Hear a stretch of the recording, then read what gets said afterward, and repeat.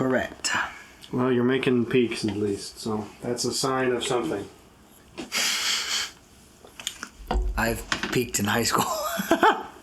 I'm just playing. If you want to, is that what you needed to talk about? You said you needed to talk about something. No, I actually don't need to talk about peaking in high school because I don't believe that's true. I think my peak has yet to be seen. I don't want to see it. Well, don't peek at me. You're not gonna. No, Ironically, if you peek, I might go blind.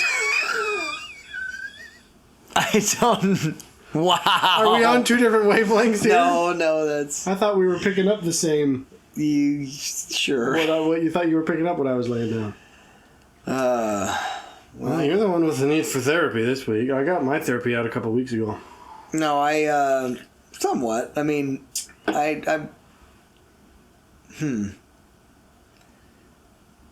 So I'll extend the olive branch by saying, I don't know what. He doesn't know how to extend an olive branch. Well, I did feel a little bit in the review. I was like... In the review of what? I was editing the video this last week, so I was like, well, this week. I was editing that this week, so I was kind of like, it was... There were relatively few moments of what was like essentially comes across as like academic one-upmanship. As far as... But they were few and far between in the sense of like... Which discussion? For the most part, I guess technically the sophist idea? For most of it, and in fact, as I was... In the days before I started editing it, I was like, maybe was that a little bit too hostile? I don't feel like either. And then as I listened to it, I was like, it's not exactly... It's not... I mean, you might call it combative, but not in a... Yeah, but it was never like way. Rancor. Like, it was never like... Because for the most part, there was an element of... Respectful... What is it we're trying to actually communicate? There were a couple moments where I was like, okay, this is a little bit of a... Well, I will yield this. You rightly I'm on the side of Plato in this. Is that what you're saying? Well, that's not ever been a confusion of mine. And Plato arguably won the debate in the book? Only because he wrote it. Well, I mean, sure enough, but you say that he's charitable, which would imply that if he is, and here's what I would say, because I have since not only repented of my sins. Well, there is a part of that, so I am gonna yield and I am going to ascend that. Ascend, perhaps? Ascend. Yeah, I am going to ascend on my... No, I am going to ascend that... Hey! Now I gotta fix that hole in the ceiling. Your frustration was valid in that I took a very intentionally... In the true, really, honestly, it was a fairly personified... sophistic approach, which was that I took a very almost extreme version of what I believe to be my actual opinion in order to balance somewhat the argument, specifically when it comes to the notion of relativism. And I want to readdress that because having since not only fleshed out kind of my own thoughts on... You got rid of them? Is that what you're saying? Yeah, on it. But also realizing that that was such a... I think oftentimes that becomes a red herring within the argument of sophistry versus other philosophical... So you're literally admitting that the reason people didn't like them is because they did what you were trying to do, and then you're realizing that doesn't forward progress. It's not that it doesn't forward progress. What it did, in my estimation, between you and I, is that because on a Christian level specifically, but more so than that, also on even just my own personal conviction level, you know of me, I'm not specifically somebody who lives my life in a way that is relativistic. What I was getting at was... You just have relativistic sympathies? Yeah, maybe sympathies is an okay statement. I don't know that I certainly, in rereading... Here's what I did over the week. I actually went back and read Protagoras in the original text from Plato, which I found enlightening, certainly. I don't think I have a copy of that. And it helped me understand that, in my estimation, Plato really wasn't after, and I would say, within the story, Socrates wasn't even after trying to actually put some sort of black mark on sophists as much as he was kind of jabbing at them playfully at slightly more their expense, which is fair because, the point that he makes is essentially, and he starts this discussion by saying, why do you, I don't know how much you know of that whole setup as far as that. I actually have not read it. Okay, so Protagoras essentially... In review of it, I was like, at least it doesn't come across that I don't know what I'm talking about. No, and it didn't, you never said anything I knew of it because I knew it existed. Right. Because I did research into who the Sophists were, and basically it said that, the writings of Plato are pretty much the only resources we have. Yes and no. There are some fragments, but here's what I would say. And then as you kept making arguments, I was adding that to the mental picture of like, okay, well, I can use that. Well, and it's not untrue because I had a more... Well, yeah, and you did basically concede, like, at this point he yields, and I was like, oh, okay, I want to hold on to that. Well, and what's interesting is that they both yield in certain capacities because going back to kind of what happens in the story... Socrates has, I can't remember what the other actual... I know, what's his name? Hippocrates is in it as well as... Basically, it's a conglomeration of... Hippocrates? No. It's not. I don't think it's the same person. Well, because I'm thinking as in like the Hippocratic Oath, he was a doctor. I don't know. Hippocrates or Hippocrates. Anyway, so with a U or an E? Because Hippocrates is how usually it's a U, called the father of medicine. Yeah, I believe it's a U. But either way, the way that it's presented is there are multiple people that are friends of Socrates that are saying, oh, I'm going to go and train under Protagoras. And they basically are communicating this to Socrates, and Socrates says, well, what does... Sure, I mean, he's been an expert in his field, but of what? Like, what is he going to make you, essentially? And that's a valid argument. And so they all literally go to Protagoras where he's at, and Socrates essentially says, what is it that you're even going to teach?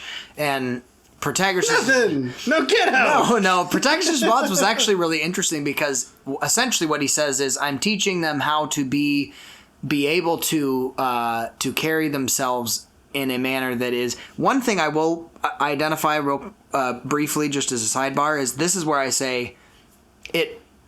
In rereading some of the texts that I had not originally read, it helped me go, Protagoras being self-identified as a sophist is different than Gorgias, who also identified as a sophist, but was far more...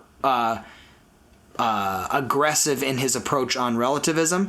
Protagoras actually would have disagreed with relativism to a certain degree because by the time... That's what I was trying to get at, is that they weren't all...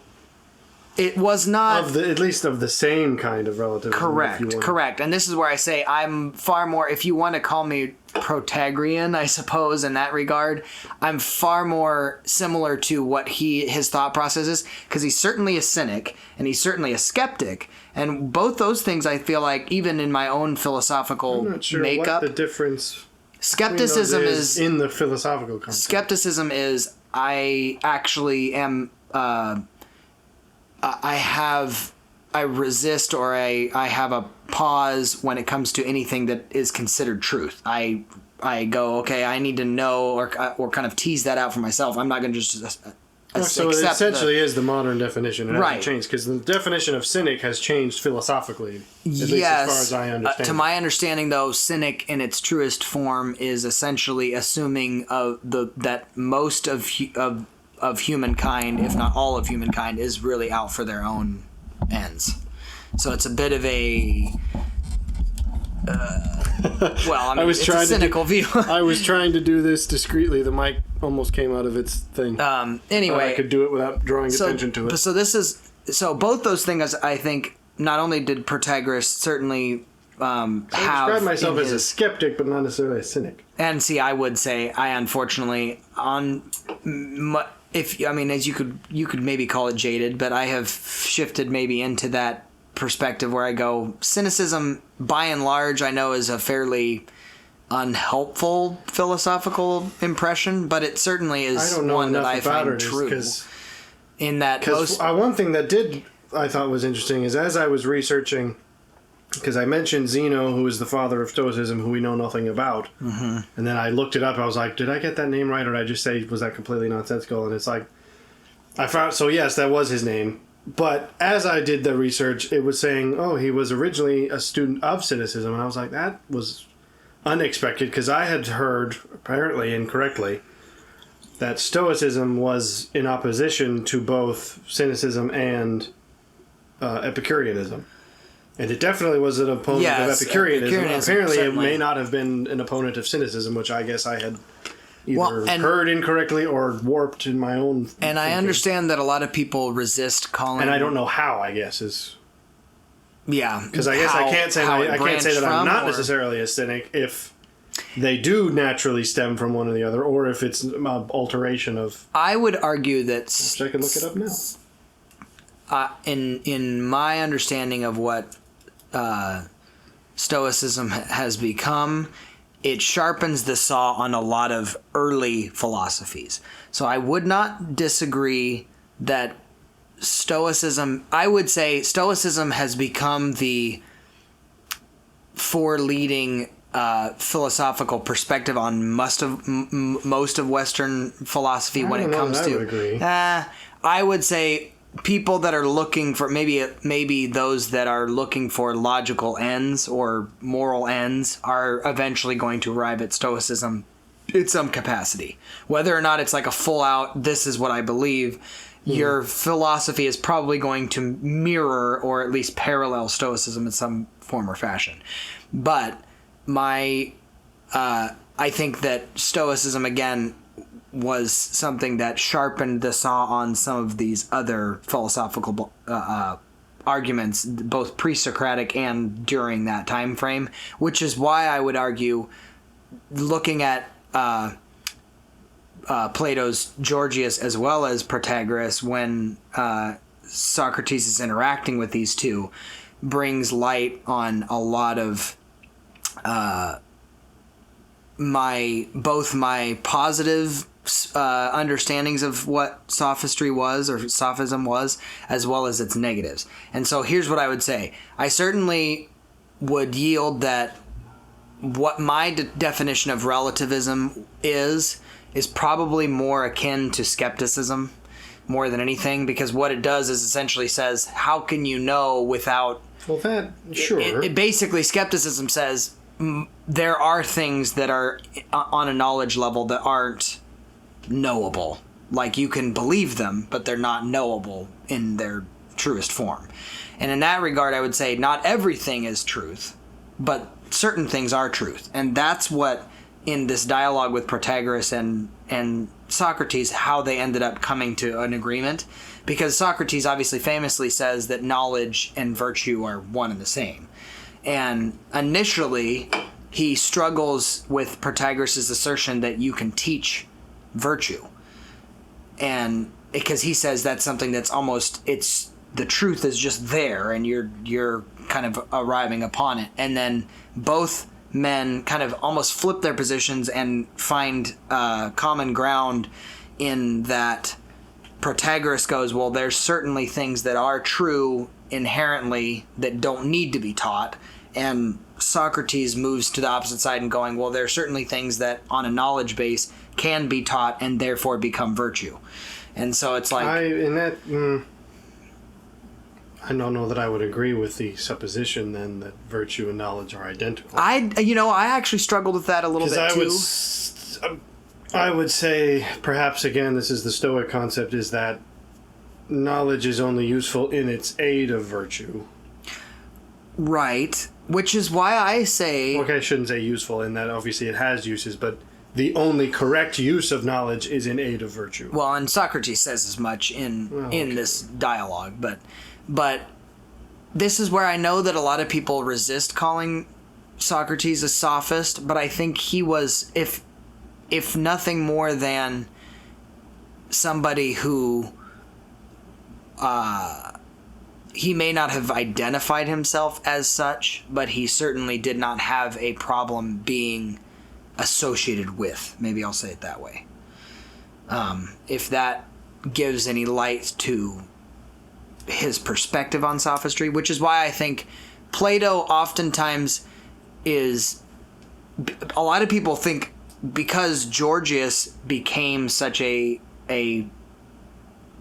key figure in Sophism, because he arguably is one of the other ones that would be considered like the father of sophistry, and he's the only other one about whom we have in writing. And he was far more aggressive on the whole relativism and truth not having any sort of real foundation and all that kind of stuff. Now, some of his arguments were whack. Like when I started looking into him, I was like, no, because they got to the point that it was argument for the sake of argument.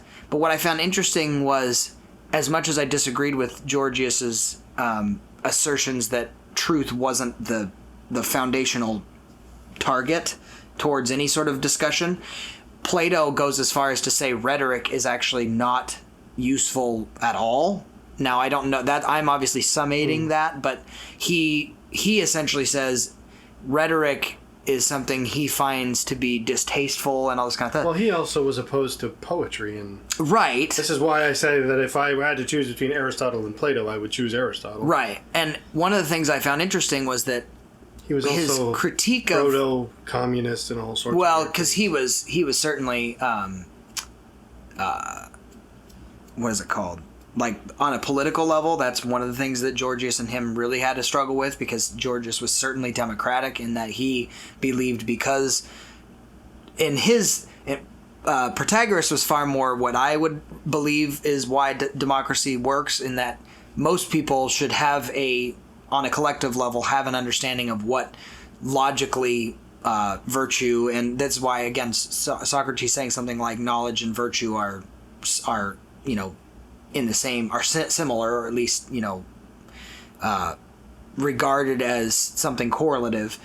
People can go, okay, well, logically this is what we would do, or this is the moral right path in this regard, and that's why democracy as a whole works, because it's a collective group of people saying, what do we want to do in this situation, and it helps. Whereas Plato was far more the Platonic Republic is actually, if it existed, it would not. I wouldn't like it. Right. It's oligarchy. Certainly. It's well. It is. I mean, it's they not. They would call it aristocracy, but it would become oligarchy by necessity. And so I found it anyway. That I think was a very clear friction point between Gorgias and Plato, but he was far more sharp with Gorgias than he was with Protagoras, and the reason I think is because Protagoras yields on both sides the coin. And to me, I think what I found was most of my summating of sophism has been from either Protagoras or those that delineate from Protagoras, like Democritus and some of the others that come later. Some people have called Pythagoras a sophist and things like that, and he followed similar kind of thoughts. So here's where I would say I've fleshed this out further. I yield that if I'm going to use the word sophist, I am going to have to be willing to defend that or explain that a little bit, because it is associated negatively now. That is just a... Well, but see, that's where I would still say it was associated negatively then, which is why it was written. Correct. But there have been people in both the 19th and 20th century that have come and tried to defend and regain kind of that understanding, because some people have made the same statements I have, which is that maybe it got miscast, or certainly what's the word I'm looking for? Misconstrued. Yeah, but I can't think of the word. Anyway, but it was something that I also understand. Not only am I going to have to explain or be willing to expound on, because it is going to be something that people go, well, I don't know that I immediately agree with that. Number two, if I am willing to use that moniker, I also have to be okay with the fact that it does come with, in the same way that something like Stoicism, some people would maybe miscast as, oh, you must just never be able to, express things. It's like, well, that's not true. No. But that's, I would argue, less. That to me is less of a miscast, or rather than more of a. That I can understand how that perception comes about, and I don't think I think it's more of a caricature rather than just a falsehood. Sure. Whereas, I don't know, what you were talking with. Your argument is that that sophistry was totally like what people think it is not what it is. No, and I think that's unfair. Stoicism is, I don't know that I would say that people are wrong for thinking it's all about repressing. It's like, well, repressing is a loaded word, but I mean, you're not strictly wrong. I just think it's not terribly precise, but I think it's in the ballpark, whereas I would say, or what it sounds like you were trying to say is, oh, what people think sophistry isn't what it was at all. And that's why I say, I don't think that, right. I think that it's not that way. And I will say, having fleshed it out, I yield that that's not true, and I'm willing to admit that if I'm going to accept the moniker, I also have to be okay with some of the negative traits of it. Well, but then why do that other than go with what you said, that skeptic probably more closely aligns? Well, but here's the reason. That's something even I would agree with, is I would call myself a skeptic openly. Here's the reason still. In that I would say, it depends on the level of extremeness of skepticism, because I think the idea of like, how can you know anything? I'm not quite to that degree, but I am very much a rational imperialist in terms of epistemological superiority. Sure. Where it's like, I won't believe anything anyone tells me. Right. Unless they give me good reasons.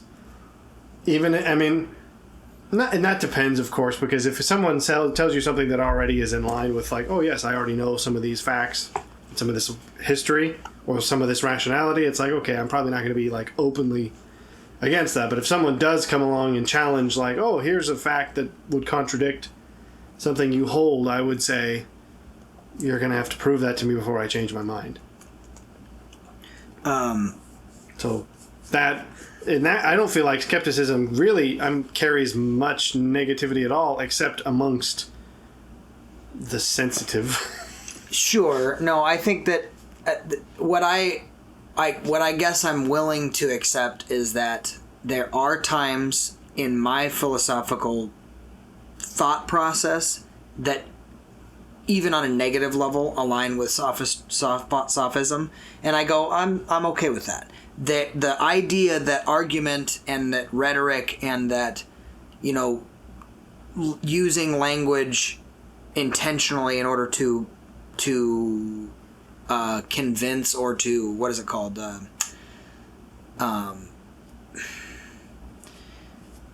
To inspire's not the right word either. Not even convince. It's one of the things Plato really struggled with was, you're not trying to inform, you're trying to, again, convince. The purpose of your argument then becomes That's why the whole concept of devil's advocate, in my view, is only useful. I'm actually surprised we didn't go down this line of thinking, because in listening back to it, I thought that this would have been a more productive. I feel like I probably could have gotten to the end of my argument much sooner had I followed this. Sure. Which is what you are proposing is a kind of dialectic consideration, which is, here's the opinion that we hold.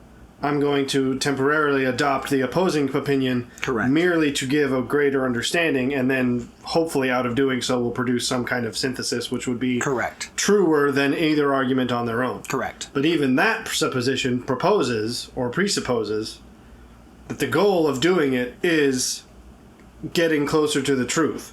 Yes. Which is sort of what I said, but it took me a lot longer to get there because I didn't follow the Hegelian dialectic concept. Yeah. Because that basically cuts right to the middle. Yeah. Because essentially then what you're saying is truth still reigns supreme, and the concept of argument for argument's sake. I'm not at all a person who opposes argument. I enjoy argument, but I am not It can't just be for the sake of it. For me, like, devil's advocate is useful, again, in this sense of I adopt it not simply to be... Because there are people who are just contrarian, or it's like, oh, you say this, I don't have any opinion, but I am simply because you said it, I'm going to take the opposite view for no real reason other than... I guess that they enjoy it, and which I wouldn't. I'm not of that. To me, and neither am I. Although I would argue that is a fair criticism of sophists for sure, because in their time period, their whole point was. And I've heard this comparison, and I actually thought, as much as I don't love the idea that this is the comparison, it's a fairly apt one, which is that modern sophistry is lawyers. Yeah, I don't think that's even an unfair comparison. No, that's what I mean. It's like, okay, yeah, because what their bottom line is their only objective is to win. It's like if you're fighting for your client, either on the one side or the other, you're... By whatever twisting of words. Right, exactly. And that is the kind of thing where I just go, no. But, again, case in point, though, it is useful, it's just obnoxiously but again, it's only useful if it's like, even if you take a... If you were to do it in the sense of in a sort of instruction way, I mean, in some ways... Which is what Protagoras this would be a sort of, you could call it perhaps a more loaded version of the Socratic method, where it's, rather than asking questions, if you were to deliberately oppose the established question, that, again, would be useful in that it would force the person presenting their opinion to think about the fullness of their opinion. Correct. So it's useful in that sense, but the issue I have is when people do it for literally no other reason than because you hold this opinion, I am going to do the opposite. There's an element of that to which I go, now that actually does imply that you're setting yourself up as some kind of a tutor to me, which I neither asked for nor even deem you qualified enough to be. Which was, and in fact, so here's where I say, this is where I redounded finally to going, okay, now I'm fully understanding what I identify with and what I don't. Is that in Socrates' dialogue with Protagoras, he made that statement. Okay, what are you even going to teach? Like, what's worth our time, essentially, with you teaching us? And he did give a very, eloquent response that essentially stated that if people are on a polis level interacting with the democratic system and being able to contribute to what virtue is and what all these things are, you need to be able to be well spoken, and therefore I can teach those things. But that's the value of rhetoric, not sophistry necessarily. But that's what I'm saying. Sophistry in Protagoras' representation was not devoid of virtue being still at the core. It's what you're saying the devil's advocate was. That's Protagoras. Well, but then that would suggest, does he have his own term? Well, I mean, you could call it Protagorean if you really want to. Let's see if it has a term, because that might be the term you would use. I mean, I can coin that certainly. Well, I don't know that you would even have to. Because Georgius is where it got off the rails. Georgius really heavily... But again, you can't pull the No True Scotsman and go, well, he wasn't truly a sophist. No, I agree. But he fell off the rails in that I believe he put the cart... And you mentioned this in the last discussion. He put the cart before the horse and basically said... argument is the only valid thing, and it doesn't matter whether we get to the truth or not. Whereas Protagoras would have actually had issue with that, and in the discussion with Socrates, basically said as much, because they both agreed that virtue was absolutely something that was. So yeah, Protagorean is a term that already exists. There you go, Protagorean. So that's what I am. Well, yeah. I mean, that will probably mean you'll have to do just as much explaining because people might not know what that means, but it at least would be free of the preconceived notions. Yeah, and that's where I came to, is essentially I appreciated that he does sit on the side of, I am going to play the devil's advocate, but only because I want to actually help you either sharpen your argument if where you're at is the correct position. But see, that's not far at all from what the Socratic method is. You could call it a slightly more antagonistic version. It is, which is true of me. Method. But it is still only done in the aid of the truth, of sharpening or either sharpening the thesis or creating synthesis. Which is the Hegelian. And the goal of both would be to be closer to the truth than you were previously. Correct. Which is something Protagoras would have agreed with. So that's why I'm saying I have since come to the notion that I will yield that before I misidentified certain things that I wanted to distance myself from, while also trying to maintain that sophism was still a positive, approach. And what I've come to is that I have to either accept that the good and the bad in that in its totality, it's going to have both good and bad in it, or I have to say I agree with certain parts of sophistry in that Protagoras had some good points, but Georgius was off the rails.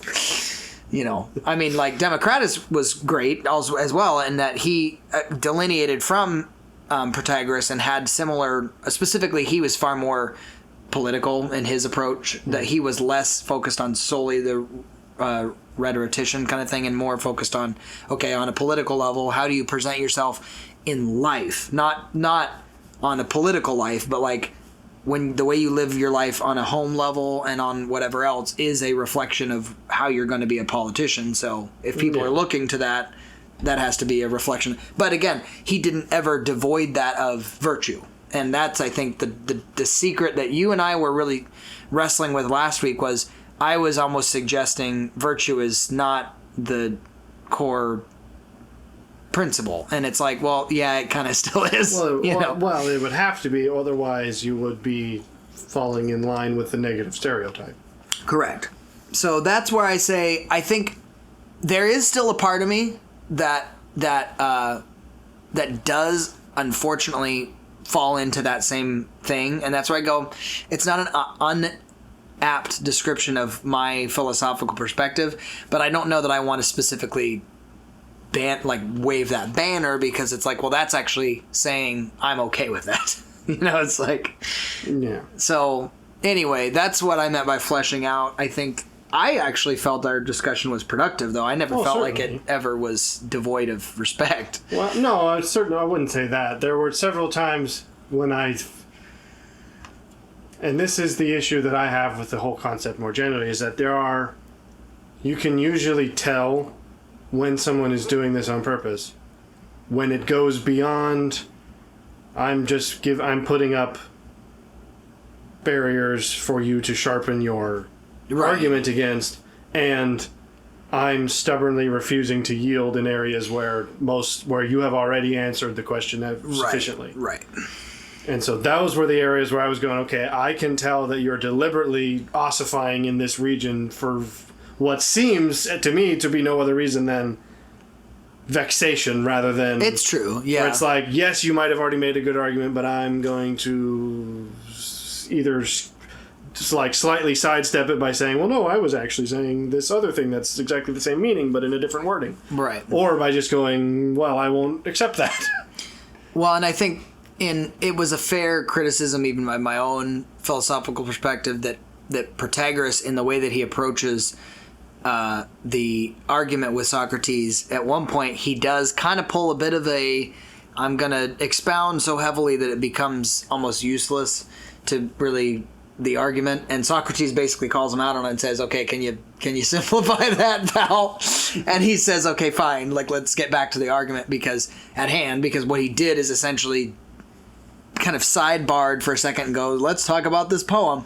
And in that regard, I say it is annoying when people bring that kind of a thing into it simply for the sake of almost smoke screening it. I'm like, okay, that's not... Because then it comes across as it's like you're either doing this because you don't have a good argument. Smug. Right, exactly. Or because you just don't want to admit that you've been beaten on that area. Correct. And there's just an element, again, to where I just go, that comes across to me as cowardice, because it's like you either are so blindly committed to your own opinion that you won't see reason, or you have seen the reason but don't want to admit it because you'd like to save face, to which I just go, let's strip all that out and say, no, the truth reveals what it reveals. Right. And proper virtue, or whatever term you want to apply to it, would be to face that. Well, and I think... And bear whatever lash it deals you.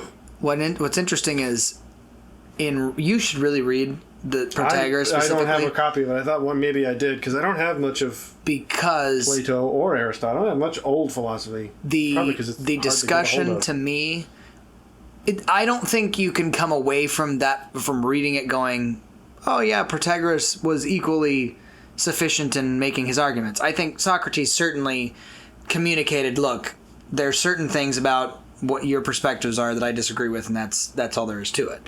But both men, by the end of it, essentially almost ended up arguing their opposites, which was interesting. I very much felt like it paralleled our similar argumentation styles, in that, like, I could totally see you doing something like where it's like, okay, but let's simplify that kind of a thing. It was like, oh yeah, that's 100% an argument we would have had, because I do tend to expound to the level of, okay, this is becoming absurd now, you know? Well, and that's, again, a useful tool in pursuit of higher understanding. Right. Not in and of itself. But it can also be used negatively, and that's where I go, I do have to accept that the way that I argue is, on a sophist level, going to be critiqued, because there are times that I am actually putting up, a bit of okay, let me get my feet underneath me first before I actually make a point, kind of a thing. And it's unfair, I think, because what it does is it skirts. No, because that would be more of a skeptic sense, what you just maybe said. And I would do that where it's like, I'll admittedly say to people's faces, it's like, I won't believe you until you provide me some source. Right.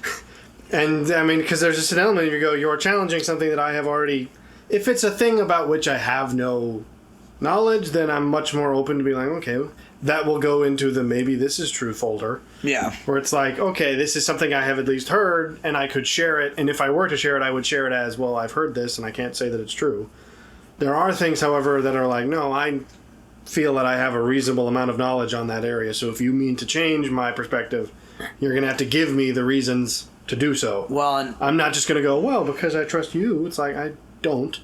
I don't know what your moral rigor or your integral or your academic integrity is like. Right. What was interesting was in the end of I think you'd appreciate it, but at the end of it, Socrates essentially said, okay, yeah, that's fine, you can learn from him, but learn this. Which is like, I think he said something to the effect of, learn the ability to speak an argument well, but that's it. He said, leave his sophistry at the door, essentially. Because what he was getting at was, okay, yes, there are certain things I can recognize that Protagoras has to offer, now having discussed things with him, because he was a fairly well-respected, philosopher within that sphere, even within somebody that Socrates would have, been familiar with. But at the same time,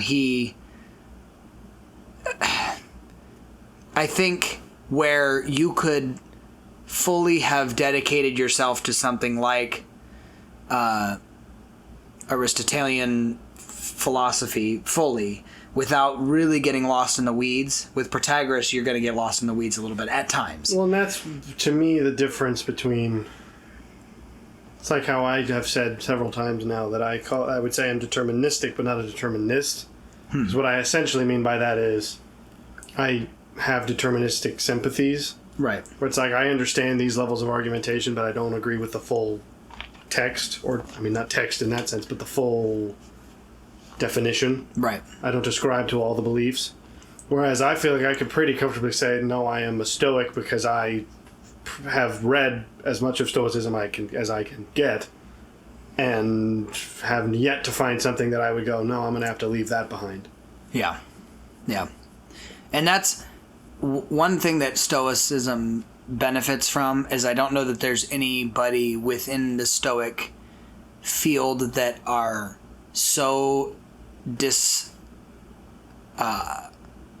dissociated with the rest of Stoicism. I was looking this up in response to how Stoicism and Cynicism are linked. And essentially it sounds a lot like the difference between them is sort of the difference between like traditionalist Tibetan Buddhism versus Zen Buddhism. Where it's like the Cynics were like, all of everything sucks and you need to live in a barrel and know nothing because all of it will corrupt you. Whereas the Stoics were like, no, there's definitely some things that you don't have to give up. it's more about yourself rather than like it's like the Taoists are much more like, no, you can live a normal life. You don't have to spend 12 hours a day in meditation. There are principles you can apply and good things to keep in mind, but you don't have to go like to that extreme. That's what it seems like. Cynicism is perhaps way overly exaggerated Stoicism. Well, and what I was getting at, I think, with the whole Zen concept being related was, and I let me clarify that point, I guess, too, is that Marcus Aurelius even says, and I know he's a Stoic, but he said at one point the thing that's in the way of I'm going to butcher the quote. It's like basically the thing that's in the way of the path is the path. Oh yes, the obstacle does. Yeah. It's like that's what the obstacle does not block the path. The obstacle is the path. Right, and I think that is very Zen, but then the principle to me is very sophistic. Well, Stoic, I would say Stoicism and Zen, I've said several times, are basically where East and Western philosophies met at the same point. Maybe, but different means. But I think that the idea of sophistry saying it's the argument itself that is a very key focus, even for Protagoras. Again, that level of language is significant. You say a rather than the. Right. Yeah, you're right. And that's the thing. Protagoras would say A. His fundamental focus in his philosophy would have been, if you asked him, he would say, I teach people how to argue well and how to present their arguments well. Period. That's what he did. That's where I go, that is the definition of rhetoric. Yes, but... So why not use that? Because rhetoric, and I go back to this, and this part I did still sharpen slightly over the week. I don't know that you can claim that Sophists were the only ones that used rhetoric, but they certainly were the ones that propagated it. In Greece. I'm just saying. I mean, that's the point Western philosophy. That's well, sure. Within, I guess since we do have a tendency towards focusing on Greek origins of all this, anyway. Right. Sure. Because if you were Chinese, but it's similar to me of saying. I never did come up with a good analogy. Because there's a difference between saying someone, is a master of this particular craft and they're remembered as being a master of it, and saying they get to take credit for the craft itself. It's like, well, obviously the craft existed before them. Well, but they may have elevated it to a new level, but they didn't just make it up. I agree, but and I feel like people talking is about the oldest thing that exists. Sure, but so the two different people that invented quantum mechanics at the same time, you're going... Oh, who was it? I can't remember. Well, I don't know. I'm not sure who's credited with inventing it. But it's like they discovered it at arguably the exact same time. Well, but you even made a point, which I thought, in listening back, I was like, did you actually mean that? Or was that a slip of the tongue? Because you suggested that, even if there was some ancient Chinese philosopher who said the same things as Plato, would you say Plato can't take credit for it? And I was like, absolutely, that's what I would say. Unless you could prove... he got this from this person who got it from this person. It's like if you could prove a trail that this teaching spread from Plato and reached China, and then this guy made it Chinese in his unique way, in the same sense that you could argue, the Taoists have just as much a claim to the origin of Zen as the Buddhists do, because the Taoists translated Buddhism into Chinese culture, which created Zen. So you could argue, well, they both have equal weight.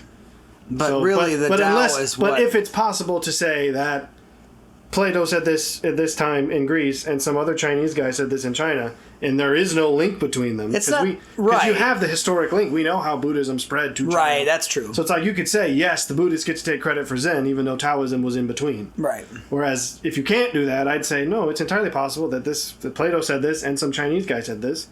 And it's possible for two people to originate the same idea separately. But I guess to me then... And one doesn't you came after him, so he gets the credit. My argument in that, I suppose, is to say, because we are, and I again return to what you just said, which is that because most of our perspectives are determined by, Western philosophy, which would be going back to Greco-Roman era. I mean, it's like to say that there existed things within Jewish culture or or it's not even, Oriental culture or whatever else. It's the like necessity of other cultures. It's the element of saying to promote an art and even to elevate it is not the same thing as to be the originator of it. It's like you could say sure there is such a thing within. I'm not nearly enough of an art historian to be sure that I'm using this correctly, but there is a whole era of art called the pre-Raphaelites and the post-Raphaelites, because Raphael elevated the art of painting to such a degree that after him it had a whole new sort of scope. Sure. But he doesn't get to take credit for the art of painting. Yeah, it's like he may have created he elevated it to a whole new area, but the art is just something that arises in the same sense that whenever there's people talking, some will be more convincing than others. If enough of those people get together, they'll start to understand what makes them more convincing. That is, in fact, that is rhetoric. That's a very precise. I actually like that correlation that you just made. I think that you finally arrived at one that works, because to me, if again, I don't know, I may be misusing the term. Well, but maybe so. But I'm just saying that definitely works in that I go. All I'm saying is that is one of the things that did. Well, yeah, and it's in the sense that you can teach Raphael as being.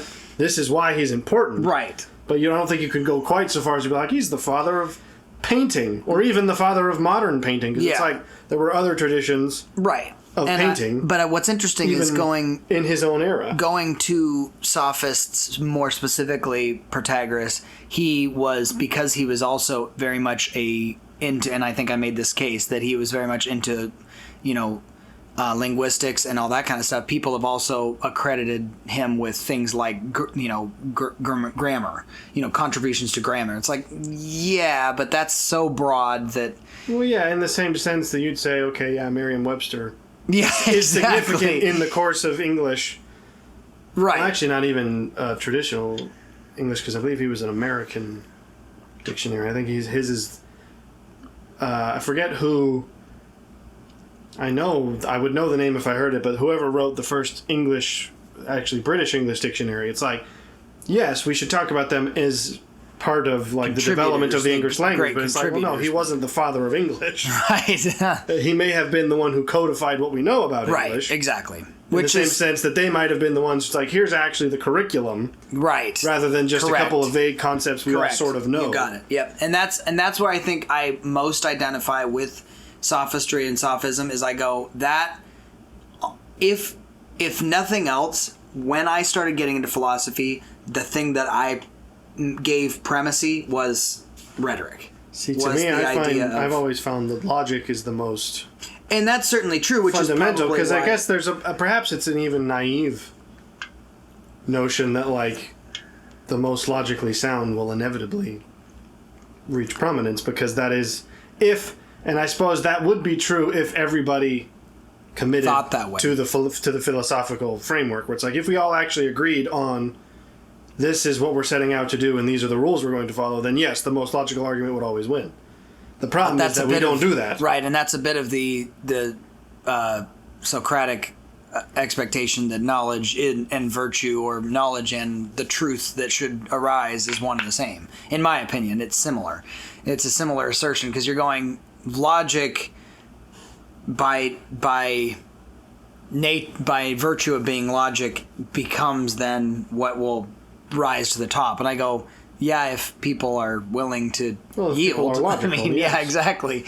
And I think something like within a sophist perspective would be a virtue still is, and truth, particularly for Protagoras. I maybe identify more sharply that. Particularly for Protagoras. The trouble is that we don't know enough of what all the rest said, so we don't know how much of an outlier he was or wasn't. Well, and he was certainly the earliest, arguably, sophist. If nothing else, you can certainly say that, because he's identified as being, in Protagoras, he says something to the effect of, I could be the father to all of you, and it's like, you had Socrates in the room. I need to list all of them. I have to look it up, but it was enough that it was like, and people have made the case, it's obviously not historic. Plato's Protagoras isn't historic because all of the people that were in the room, you go, these didn't even all have lived at the same time. Exactly. But at the same time, the way that Protagoras I don't think anyone identifies himself suggested clearly that the as that he's dialogues old. are intended to be viewed as actual historical. Right. But anyway... Isn't there still a school of thought that says Socrates may not have even existed? That he might have been a writing device that Plato used? But see, I don't agree with that. I don't know that. I don't think it's terribly well...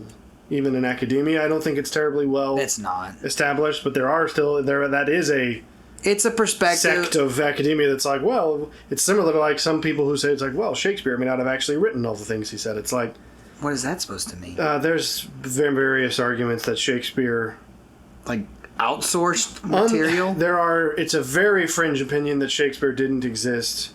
It's a slightly less, but still somewhat fringe opinion that Shakespeare was not actually the person who wrote the plays that are attributed to him, primarily because essentially they basically argue that the argument is either Shakespeare was simply the pen name of some British nobleman who many of these people suggest was the actual author of these plays, based on I don't exactly know what. I guess societal context clues in his writing and his style. I don't know enough about that. But it's either that he came up with the name William Shakespeare, who doesn't exist, so that he could write because Like a theater was good concept? because theater was considered a lower art form at the time, and so he would have not been taken seriously had he published him being a noble, any such things. Or the argument is that Shakespeare did exist and was actually, in charge of his own theater company and whatnot, but he didn't actually write the plays that were performed. And that this other guy basically gave them to him and let him take credit.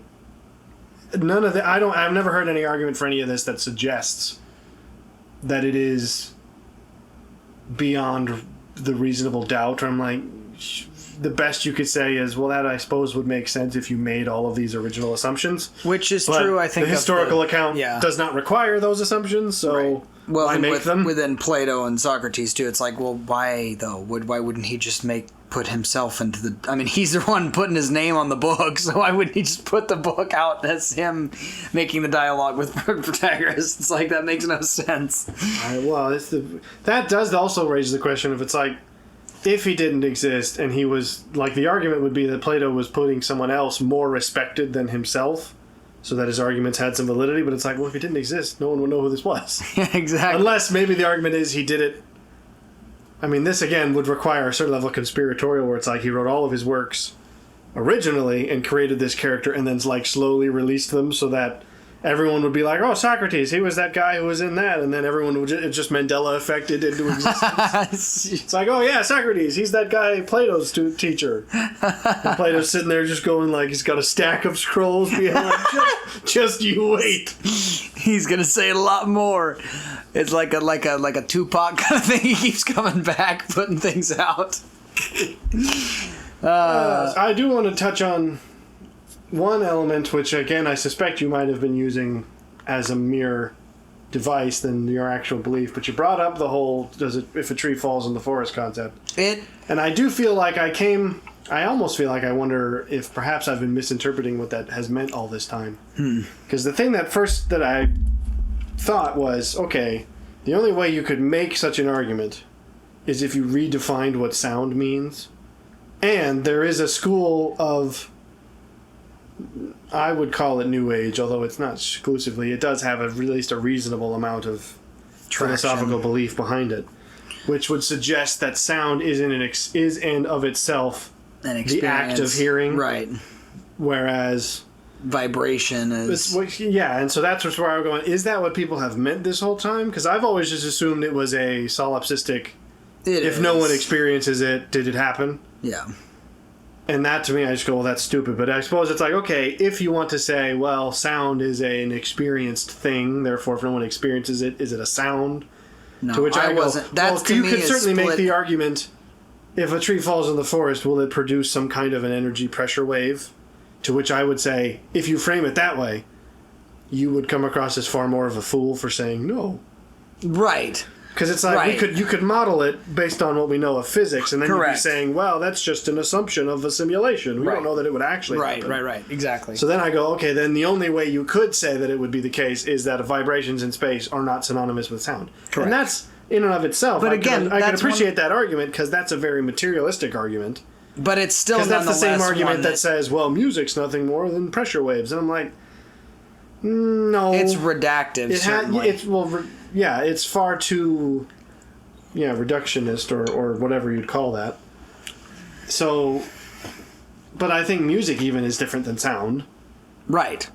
So that's just where I go, okay, if you wanted to say that sound is an experienced thing caused by pressure waves, sure, but then that would mean you have to reject the very concept of an unheard sound, which is like, we know based on the fact that like dog whistles are a thing, it's like there are sounds we can't hear. No, that's a good argument. Which would mean you'd have to come up with a new name for all of these things. That's a very good argument, yeah. It's like, does the sun make sound? It's like, well, yeah, technically.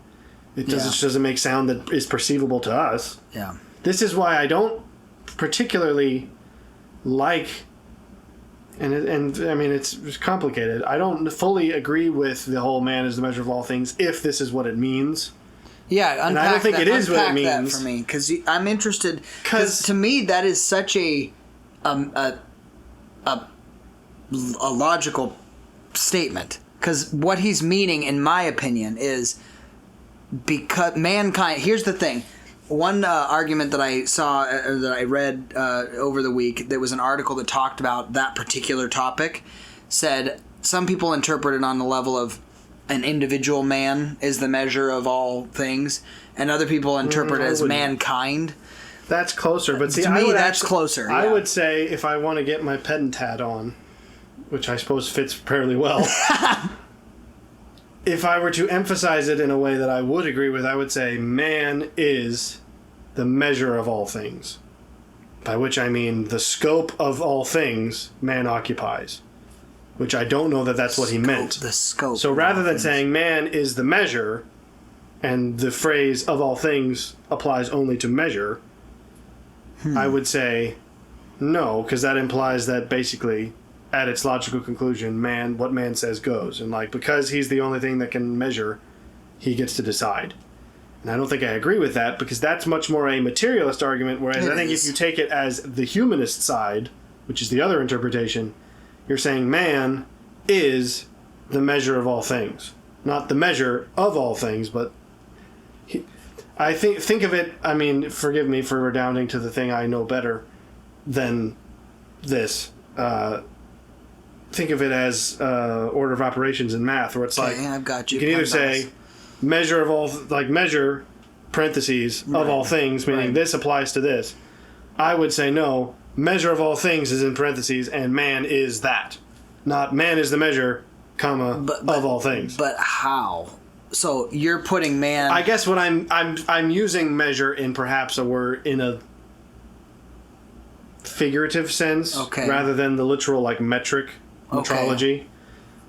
I guess you could equally say it as like the breadth of all things, or the sum of all things. Where it's like all aspects of life man is and occupies, such as basically it's saying everything between the lowest evil and the highest good and all that exists in between is man. Man is all of those things. So measure of, I don't say it's like man is the measure. No, man is all things. Closer, I think that the addition of the word measure of all things means the breadth, the breadth, or the scope. Maybe that's probably the best word. Man is the scope of all things. Or it's like, in essence, this is, I guess, in a humanist sense, you'd be saying,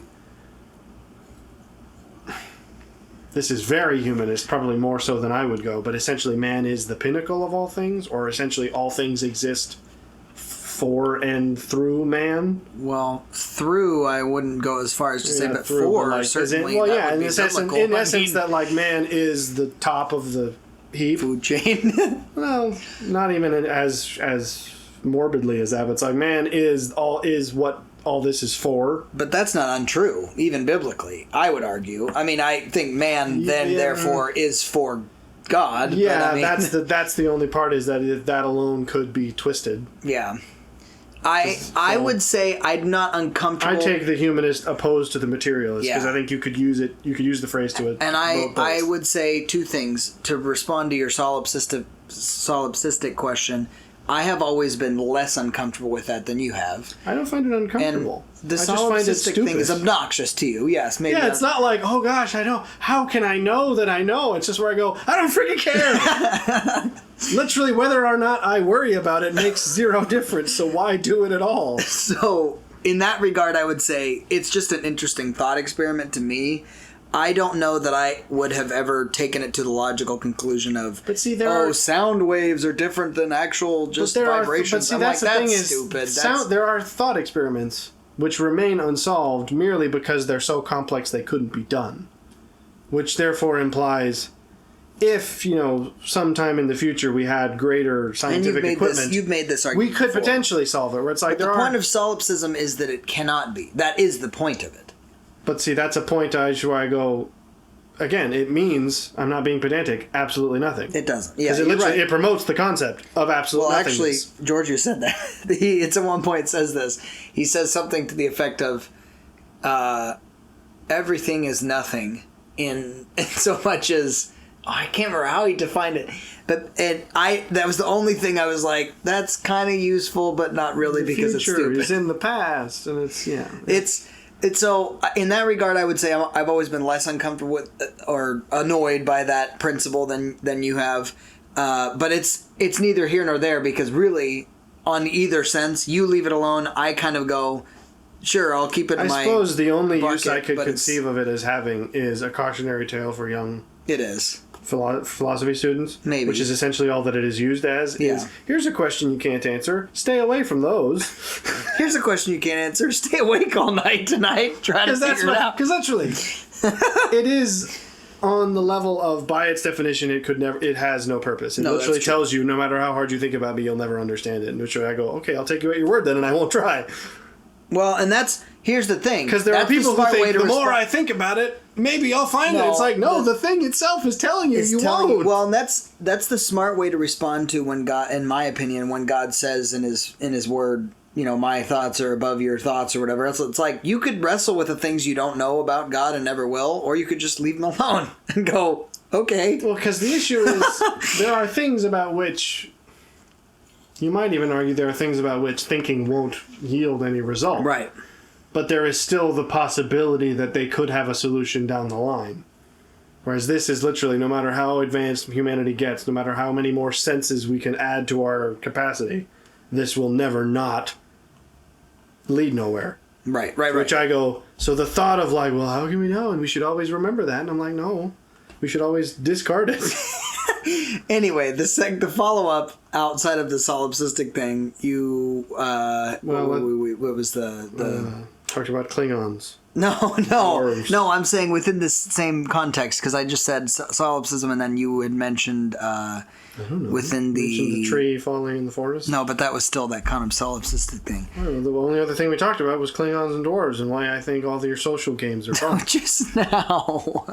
Just now? What do you mean just now? This is what we've been talking about. No, I know. It was about before we Sophistry and the whole idea of... That's what we just spent the last hour doing. Well, yes, but it's not going to come to me. Oh, well. You'll hear it in the recording. You'll go, that's the one. Because I literally started my side of the conversation just now by saying I'll cover this first and then I'll do this and then that one can't. Did you say it? I thought you did. You said you wanted to recap both aspects of our conversation, which was the sophist and the social games. Right. Well, that we'll get to now. Yeah, that's fine. Well, is that not what it was? Because that was what you said at the beginning. I'm saying just now in this context of that sophistic argument, there's a thing that I missed, and I'm not going to be able. Skepticism or cynicism, or it's fine. Anyway, the whole forest and the trees thing is definitely I don't know that I would have ever made the argument that it's a vibration, it's not sound. That to me is pedantic, and at that point I go smack yourself, because I don't even give you the dignity of smacking yourself. I actually wouldn't even take offense with that. I just think that actually cheapens all of it, because then you just go, well, okay, if we want to operate on the semantic level. It's semantic, sure. You have a point. I reject your definition. Therefore, those are the least interesting philosophical conversations, is when... Because, like, discussing logic and saying, no, I actually don't think that this logically follows from that, and here's why. It's like, that's the meat of it. Mm-hmm. Whereas, to literally, if you're cutting all the way back to the presupposition, just going, yes, I have to concede that your logic makes perfect sense, but I think this presupposition.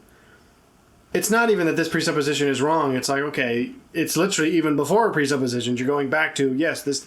If we accept your definition, then yeah, sure. But I don't. Most people don't. And you can't go any further back than definition, because that's the first stage of any argument. Right. Is what are our terms?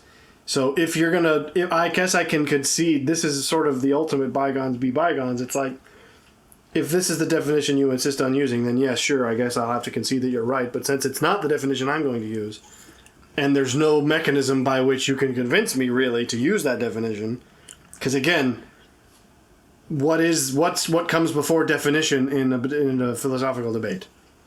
Like, you start out by defining terms. Exactly. So if we don't agree at the very beginning of terms, then it's like, well, then okay, I guess there's really nowhere we could go from Correct. Which is why you and I have always prioritized language and intentional use of like, words. If you want to make the argument, again, I think it's a dumb solipsistic argument. We're going to say, well, because it's not experiential, it doesn't actually occur. And I'm just like, that at least leads to logical...